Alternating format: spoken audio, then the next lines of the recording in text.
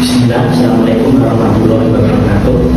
Perkenalkan, saya adalah Wahyu Widianto, dosen program studi Teknik Industri, Fakultas Sains dan Teknologi Universitas Setiabudi, yang sedang mengajukan syarat sertifikasi dosen tahun 2026. Berikut presentasi mengenai pengajaran kami di mata kuliah pendidikan operasional 1.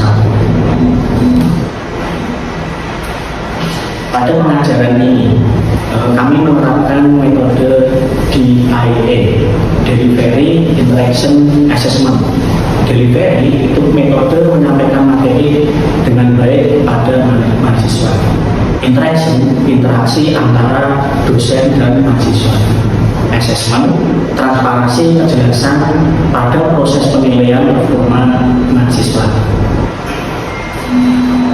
Berikut merupakan deskripsi mata kuliah pendidikan operasional 1. Mata kuliah ini merupakan mata kuliah inti teknik industri yang memberikan bekal kepada mahasiswa dengan beberapa metode riset operasi untuk merumuskan dan memecahkan permasalahan optimasi, khususnya permasalahan deterministik.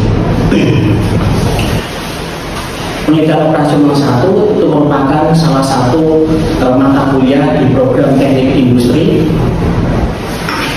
Menurut body of knowledge teknik industri yang terdiri dari 14 body of knowledge, ada salah satu body of knowledge teknik industri yang sangat terkait dengan mata kuliah ini, yaitu operation research dan optimization.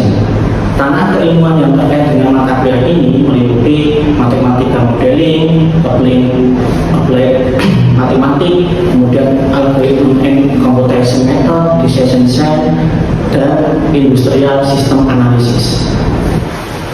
Salah satu profil lulusan teknik industri yang terkait dengan materi ini itu adalah industrial system analysis, di mana lulusan mampu identifikasi, memodelkan, analisis, dan menyelesaikan permasalahan sistem industri menggunakan metode optimasi, analitik, dan komputasi, sehingga menghasilkan keputusan yang efektif, efisien, dan berkelanjutan.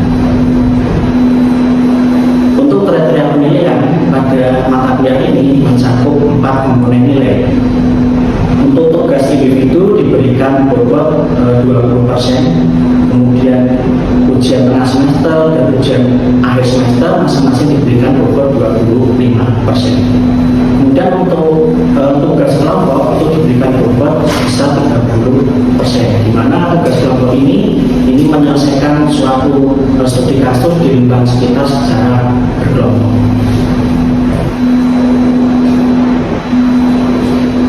Ini merupakan rencana pembelajaran semester, di mana pada mata kuliah operasional riset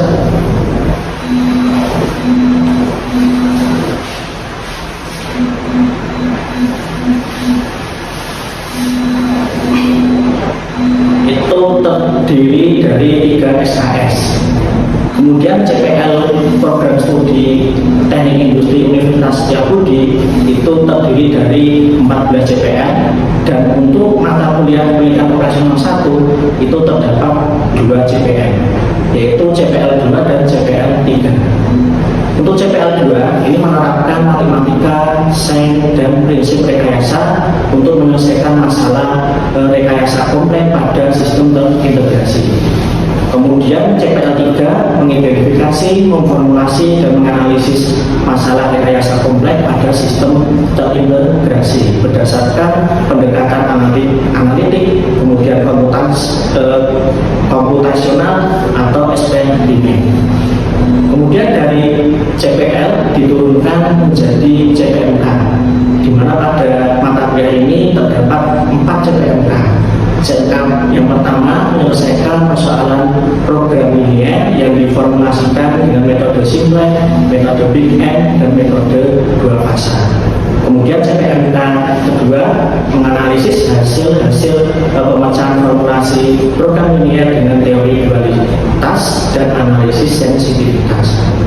CPMK yang ketiga, menyelesaikan persoalan transportasi dan penugasan dengan memakai metode pencarian solusi yang sesuai. Kemudian CPNK yang keempat ini memformulasikan masalah-masalah yang bersifat deterministik ke dalam formulasi model program linear dan turunannya. Kemudian bentuk dan metode pembelajaran pada mata kuliah ini meliputi case study, kemudian cooperative learning dan diskusi.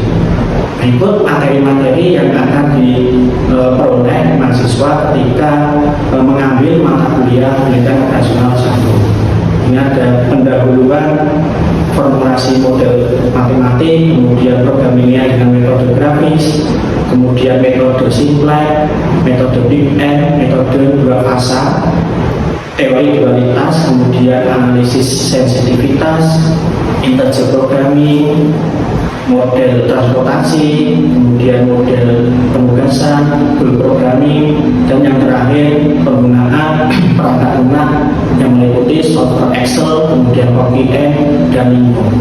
Sekian presentasi pengajaran pada mata kuliah pendidikan operasional 1. Wassalamualaikum warahmatullahi wabarakatuh.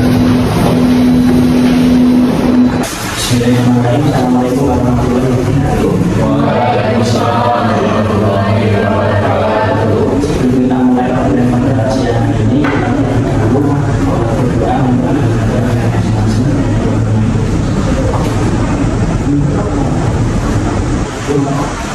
untuk pertemuan hari ini kita akan membahas mengenai model transportasi. Di pertemuan sebelumnya kita sudah belajar mengenai model penugasan. Kalau model penugasan itu outputnya itu menghasilkan nilai yang satu. Kalau model transportasi itu ada outputnya mengenai biaya. Untuk capaian pembelajaran pada model transportasi itu yang pertama mampu menyelesaikan persoalan transportasi, kemudian penugasan dengan memakai metode pencarian solusi yang sesuai.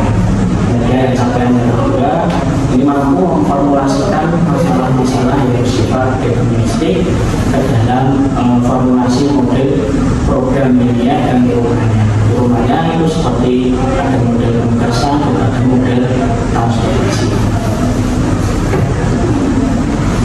Untuk pendahuluan di model transportasi itu suatu metode yang mengatur distribusi dari sejumlah sumber yang menyediakan produk ke sejumlah tujuan yang membutuhkan secara optimal dengan biaya yang paling minimal.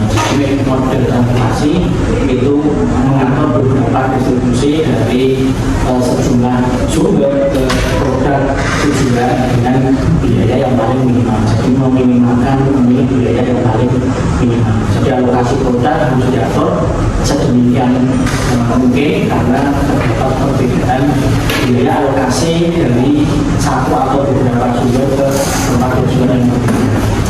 Untuk yang model transportasi ini bisa diaplikasikan seperti contoh kasusnya penjadwalan pengiriman dari pabrik ke lokasi tujuan pemasaran, kemudian penentuan lokasi pabrik, kemudian ada penentuan wilayah penjualan.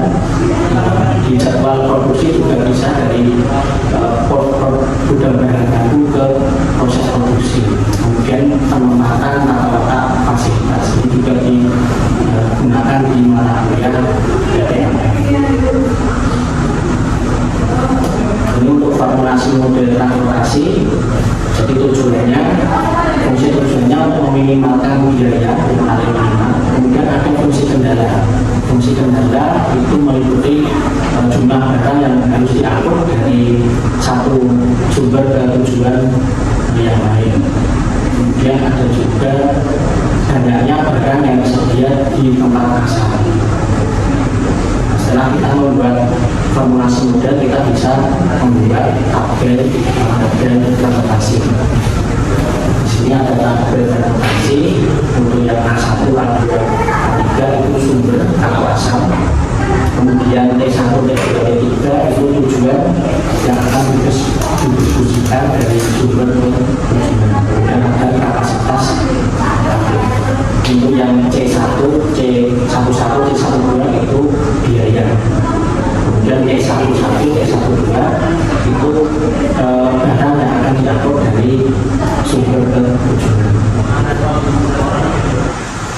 Kemudian di dalam metode atau model transportasi ada beberapa metode pemecahan masalah. Jadi tabel awal dari metode transportasi itu ada dua, yaitu metode non-base corner method, kemudian ada metode biaya terkecil atau risk cost method. Ada juga metode Vogel atau selection method. Nah, setelah tabel awal dibuat, kemudian tabel dapat dioptimalkan lagi dengan dua metode. Jadi tadi tabel awal ada tiga metode, kemudian tabel optimal ada metode stepping stone, kemudian ada metode MODI atau modified distribution method.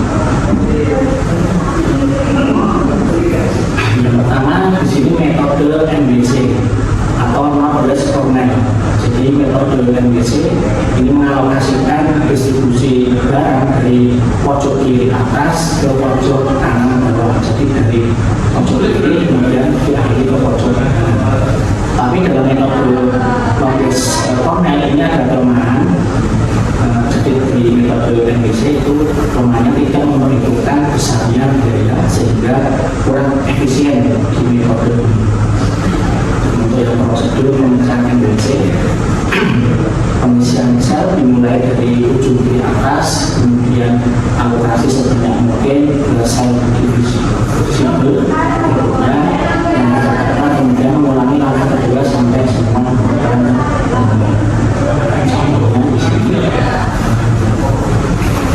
di sini contohnya dan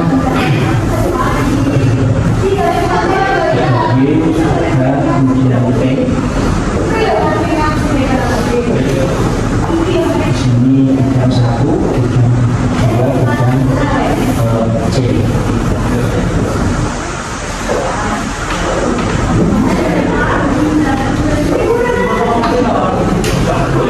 Dari kapasitas HP-nya ini 9 kilo, kemudian 50, kemudian ada 50. Di sini juga 100. Kemudian ini 50, 110, 400. Terus biayanya ini 20, ini 15, 20, ini 25, 19. Namun yang non-base corner ini mulai dari mana? Dari atas ke atas. Nah, di sini ada 50, ada 90. Dipilih yang paling kecil. Ini 50. Yang kolom pertama itu sudah memenuhi. Kemudian kita beralih di kolom yang baris yang pertama. Di sini 90 terisi 50. Sisanya 50. Jadi yang baris pertama ini sudah terpenuhi. Nah, kemudian karena dari pojok di atas ke pojok bawah kanan, di sini 110, ini nilainya terpenuhinya 40.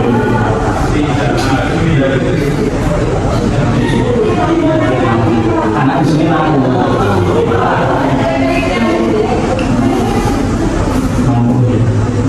Jadi 40, 60, sisa 100.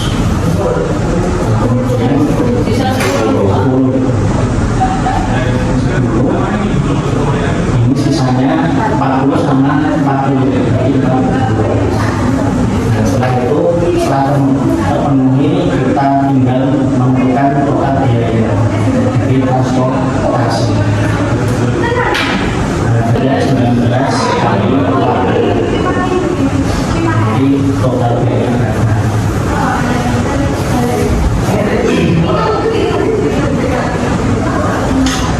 Jadi total biayanya menjadi 3.260.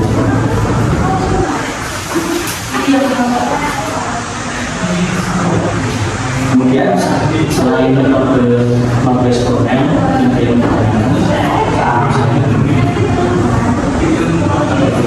jelaskan.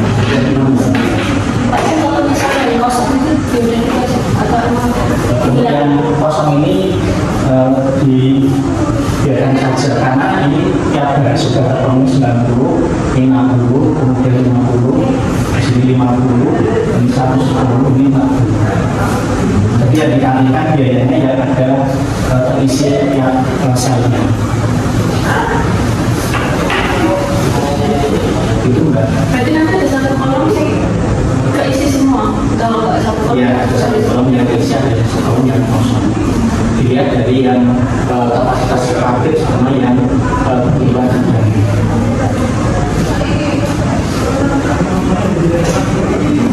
Kemudian saya lanjutkan untuk metode yang berikutnya, ini adalah metode biaya yang kecil atau cost.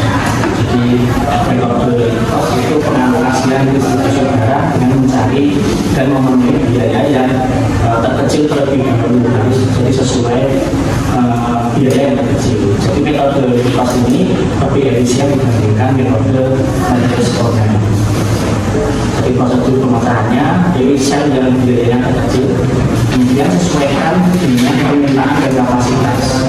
Pilih sel yang biayanya satu tingkat lebih besar dari sel yang sama yang dipilih, kemudian sesuaikan kembali, cari total biaya keseluruhannya. Contohnya di sini.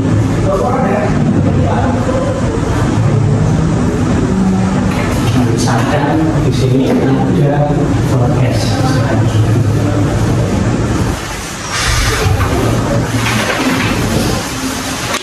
Nah, kita pilih biaya yang kecil, biaya berapa?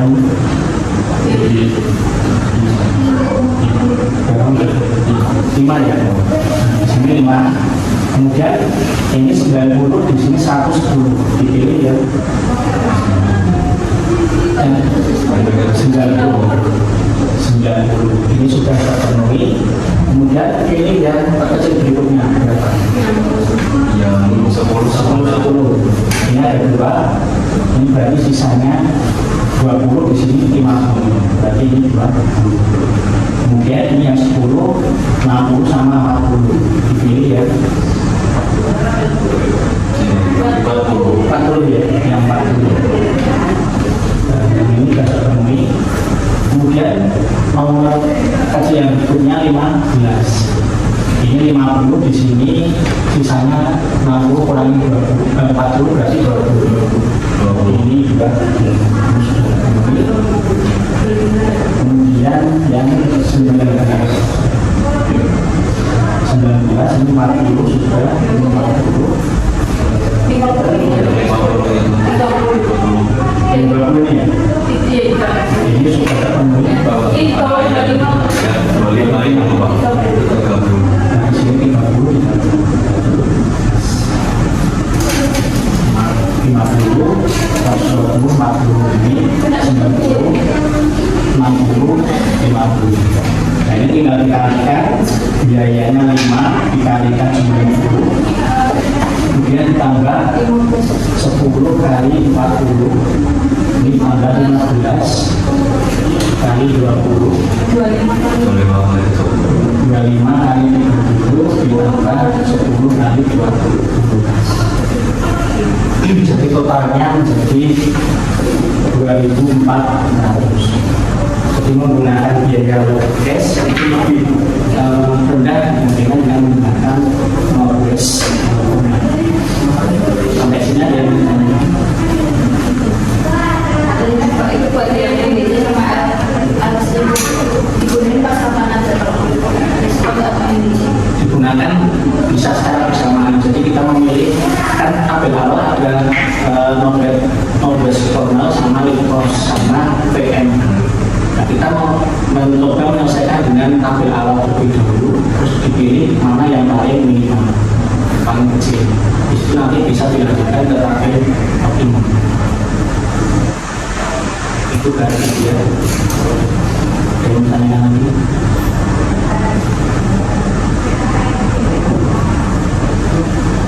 Dengan perhitungan manual untuk yang model transportasi ini bisa diselesaikan dengan software, ada software PowerPoint, kemudian ada software Excel, kemudian ada Lino. Kalau yang di pertemuan hari ini kita coba dengan software PowerPoint. Ini software PowerPoint.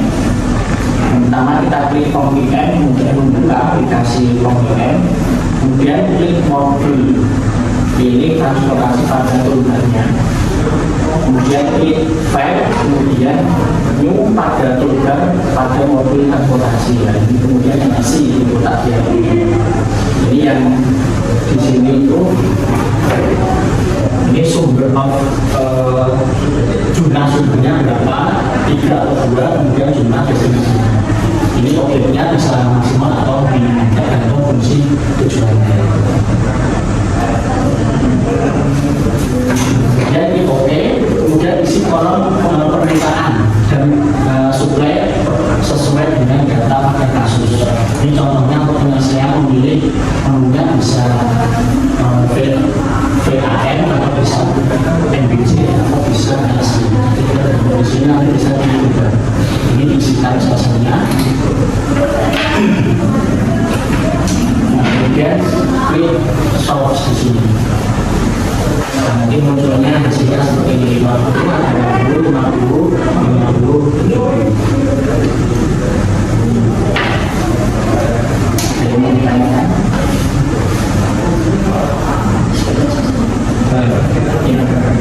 Itu kan tadi metode MBT sama ARB itu perbedaannya kan cukup jauh. Ya. Nah, apakah yang ini itu selalu yang kecil, apakah itu paling bagus? Dan kapan kita menggunakan MBC atau ARB sesuai industrinya? Kalau yang biasanya kan kita kan menentukan biaya yang paling minimal dari macam-macam distribusi tujuannya ke tujuan. Dan kita kan akan menentukan mana yang optimal karena di teori model transportasi itu tampil awalnya hanya 3. Itu kita bisa menggunakan 3-3-nya atau salah satu atau keduanya. Nah itu nanti misalkan menggunakan 2 metode atau 3 metode, kita selesaikan kemudian mana yang dipilih biaya yang paling terkecil. Nah, biaya yang terkecil itu nanti kita optimalkan lagi dengan tabel optimal dengan mobil atau dengan metode satunya. Nanti dibandingkan mana yang terkecil mana akan dipilih biaya yang karena mobil transportasi kan tujuannya fungsi tujuan akhirnya kan untuk meminimalkan biaya yang minimal. Itu mas.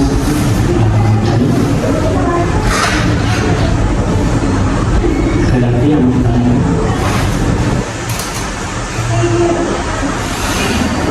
Kalau tidak ada, untuk problem yang ada siang ini saya